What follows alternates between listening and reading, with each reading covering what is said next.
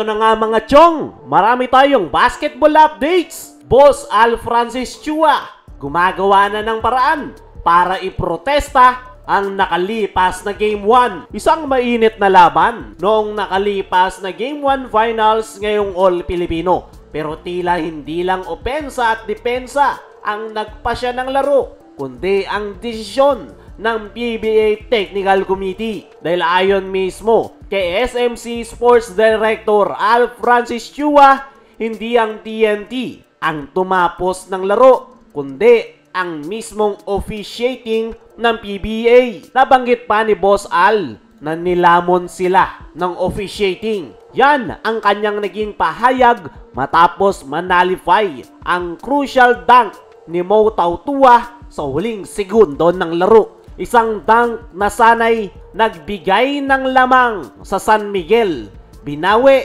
ni-review at dineklarang offensive interference. Pero bakit biglang may review kahit pa walang reklamo ang TNT ng mga oras na yon? Bumalik tayo sa last 56 second ng laro. Dikit lang ang laban. Si Mo Tautua, isang crucial dunk.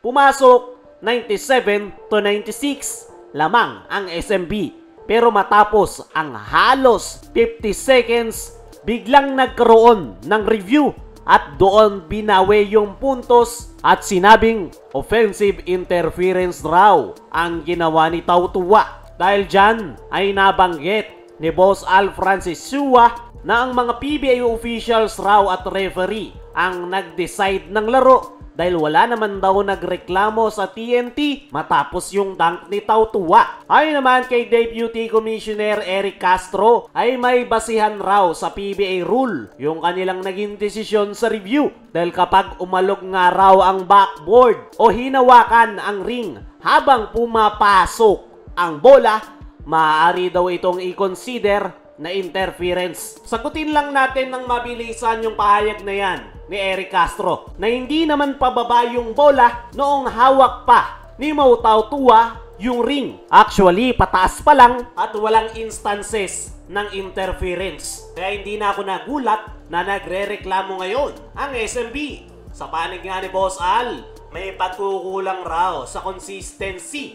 Ginamit niya pa bilang halimbawa ang insidenteng nangyari sa NBA kung saan nangyari daw yan kay Russell Westbrook at parehong-pareho sa ginawa ni Mo Tautua. At ang mas lalong ikinagalit ni Boss Al Francis Chua ay ang ginawa umanong press conference ni Eric Castro pagtapos ng laro. Animoy preemptive move raw ito para maagapan ang protestang plano ng San Miguel. Dagdag pa ni Boss Al, pinangunahan nga raw sila.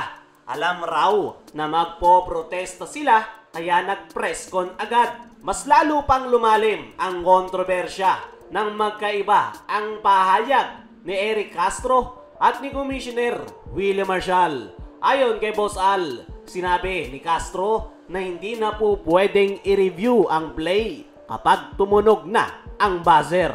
Pero kabaliktaran nito sa sinabi mismo ni Commissioner Willie Marshall na kahit tumunog na ang oras, po pwedeng i-review ang crucial plays. At isa pa sa nabanggit ni Boss Al Francis Chua na pagtapos ng laro, isang referee raw ang nakasagutan pa ang fans habang palabas ng game venue na tila may pinapanigan. Panigurado, hindi papayag itong si Boss Al Francis Chua na walang mangyari matapos ang naging horror call ng referee at PBA officials. At tingnan natin kung ano pa ang mangyayari. Kaya mga chong, ano ang masasabi nyo? Ngayong umaaksyon na si Boss Al para iprotesta ang Game 1. I-comment mo lang dyan sa ibaba.